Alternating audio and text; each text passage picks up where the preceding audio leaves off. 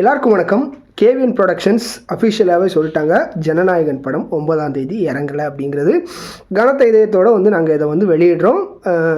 எங்கள் கைமீறின சூழலில் வந்து நாங்கள் இருக்கோம் அப்படின்ற ஒரு விஷயத்தை வந்து சொல்லியிருக்கிறாங்க.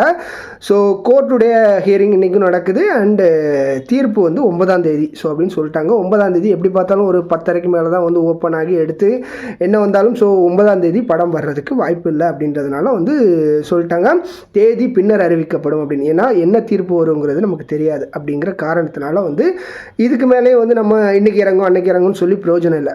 கிடைச்சதுக்கப்புறம் வந்து டேட்டை வெளியிடலாம் அப்படின்ற மாதிரி வந்து சொல்லியிருக்காங்க. ஸோ தேதி பின்னர் அறிவிக்கப்படும்.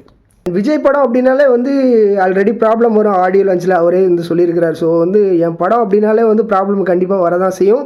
ஸோ என் வேலையை என்ன ஒழுங்காக பார்க்கவில்லை அப்படிங்கிறதுனால தான் உங்கள் வேலையில் நான் இறங்கியிருக்கேன் அப்படின்ற மாதிரி தான் வந்து அவர் அரசியலுக்குள்ளே வந்திருக்கிறாரு. Central government and state government இவங்க 2 பேரும் பயப்படுற அளவுக்கு வந்து ஹெச் வினோத் வந்து உள்ளே என்ன சம்பவம் பண்ணி வச்சிருக்கிறாரு அப்படிங்கிறது தான் வந்து இப்போ வந்து மக்கள் எல்லாம் பார்க்க ஆவலாக இருக்கிற ஒரு விஷயம் அப்படின்னு தான் வந்து சொல்லணும்.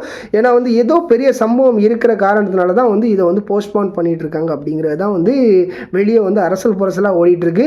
இடையில வந்து பராசக்திக்கும் வந்து சென்சார் கொடுக்கல அப்படின்ற மாதிரி. ஸோ நீ யாரா கோமாளி அப்படின்ற மாதிரி வந்து வண்டியில் ஏறுற அப்படின்ற மாதிரி சொல்லுவாங்கள்ல. ஸோ அந்த மாதிரி வந்து அவனுக்கு கொடுத்து இவனுக்கு கொடுக்காம இருந்தால் இஷ்யூ வரும் அப்படிங்கிறதுனால வந்து அதுவும் கொடுக்கல அப்படின்ற மாதிரி வந்து ஒரு பக்கம் ஓட்டிக்கிட்டு இருக்காங்க. ஸோ எப்படி பார்த்தாலும் சரி, இது வந்து விஜய்க்காக வந்து ஏகப்பட்ட மக்கள் இந்த படத்தை வந்து கொண்டாட போகிறாங்க. அது வந்து எந்த ஒரு மாற்றம் இல்லை. அது நீங்கள் எப்போ இறக்குனாலும் சரி தான். பட் நீங்கள் பண்ணுற இந்த ஒரு விஷயத்துக்காக படம் வந்து பிளாக் பஸ்டர் ஆக போகுது. ஏன்னா வந்து ஒருத்தன் பார்க்கக்கூடிய ஒருத்தன் வந்து 2 தடவை 3 தடவை வந்து பார்க்குற ஒரு நிலைக்கு வந்து நீங்கள் வந்து தள்ளிட்டு இருக்கீங்க அப்படிங்கிறதும் அண்ட் சவுக்கு சங்கர்னு நேற்று சொன்ன ஒரு விஷயம். ஸோ ரொம்ப முக்கியமான விஷயம் என்னென்னா, கரூர் சம்பவம் மாதிரியே வந்து இந்த தியேட்டர்ஸில் வந்து ஒரு இஷ்யூவை வந்து ஏற்படுத்த பார்க்குறாங்க அப்படின்ற ஒரு தகவல். அது உண்மையாக போய் அது 2வது கதை. பட் வந்து அப்படி ஒரு விஷயம் வந்து கண்டிப்பாக நடந்துடவே கூடாது.